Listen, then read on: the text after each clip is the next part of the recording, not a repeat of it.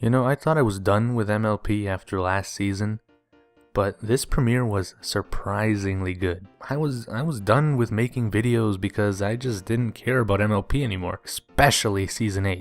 But Season 9 looks to be going upward and away from Season 8, which is exciting.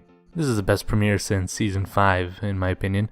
It's not a great pair of episodes by any means. It has a multitude of problems, but it certainly is amazing when compared to recent premieres like Season 7 or Season 8 or even Season 6. I actually like the direction the show is going in this season. I like that Celestia and Luna are retiring and leaving Equestria in the care of the main six, especially Twilight, but the quote-unquote changing of the guard does raise some questions, which surprisingly are addressed in this episode itself. One thing this episode does is dish out a ton of information, which at times can make it difficult to follow, and this gives the episode a terrible pacing problem. Everything just goes by way too quickly. There's not really any time for a breather. They just speed through it all. I don't hold this against the episode though, since there are time constraints, and I respect that the writers want to give us a lot of info. Like, this is the last season after all. Back to what I was saying earlier, a question the changing of the guard raises is, who will run the school while Twi and the gang run the country? The answer is quite simple: Starlight.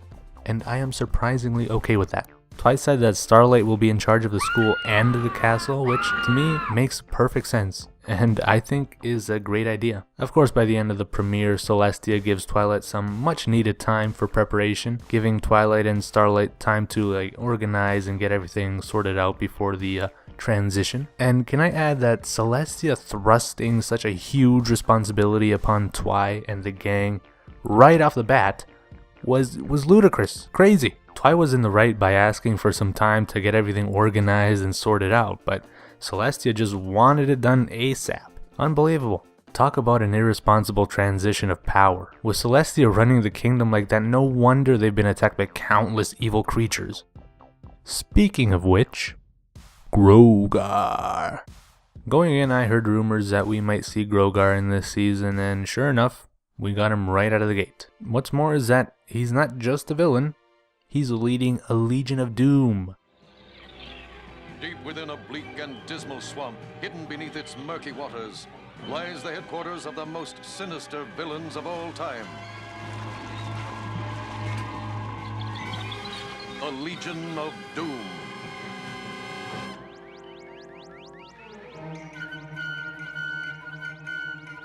The meeting will come to order.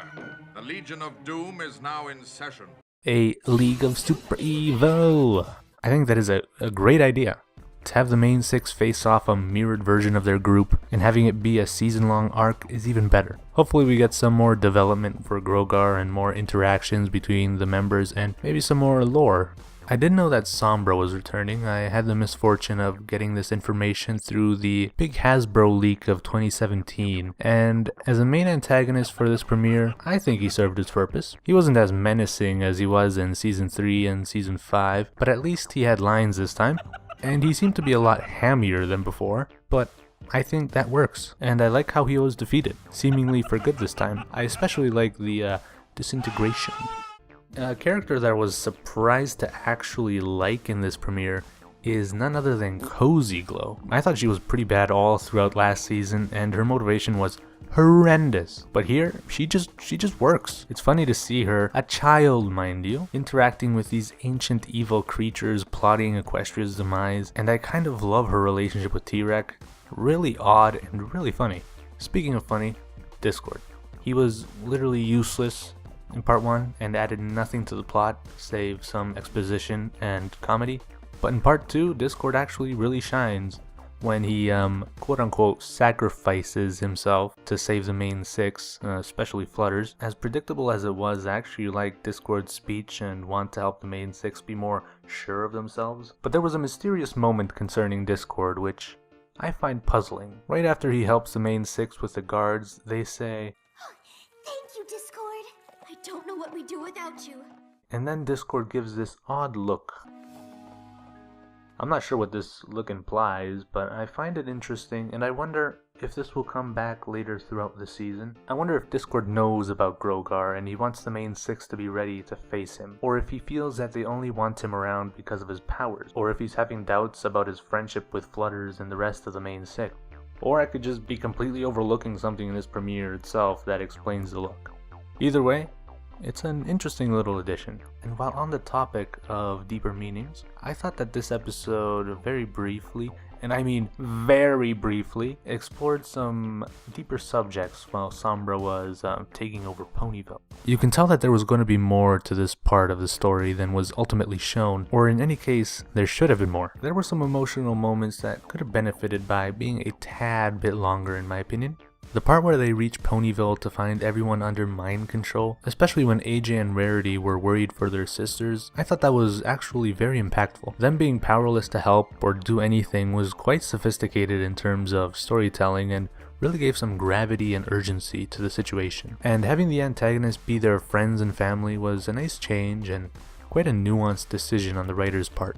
Having the main six be extra cautious while fighting against normal citizens was actually a brilliant choice that gave some severity and diversity to the whole thing. Another thing that adds a lot of severity is the loss of the elements of harmony. I'm amazed that the show actually got rid of not only the elements, but the entire tree of harmony itself. I think it's actually a natural progression of the story, and we've seen before that the main six don't need the elements to use their magic, something that they apparently forgot or were completely oblivious to this entire premiere. But I'm willing to give them the benefit of the doubt. But yeah, man, the beginning of the end was surprisingly good. Like, really good. This whole premiere was surprisingly full of depth and had a well thought out story that sets up a lot of great things to come. Although it went by very fast and had atrocious pacing, this premiere was really good. You know, after the disappointment that was season 8, I didn't think I would be excited about new Pony episodes anymore, but here we are. This premiere filled me with hope for a great season ahead, and I am once again happy watching ponies. Anyway, thanks for listening to my rambling. Have a great day.